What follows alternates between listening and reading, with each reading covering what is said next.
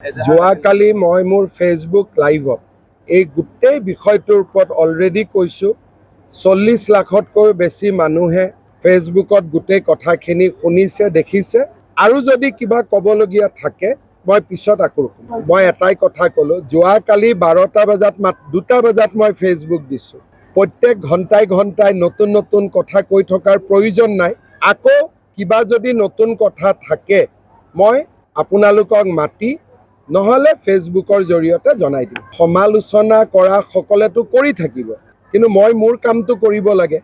গতিকে সামাজিক মাধ্যমত কোনোবাই প্ৰত্যেকটো পইণ্ট উলিয়াই কিবা এটা বিতৰ্ক উলিয়াই ল'লে তাৰতো মই উত্তৰ দিব নালাগে। মই অসমৰ মুখ্যমন্ত্ৰী হয়, মই মোৰ দায়িত্ব বুজি পাওঁ।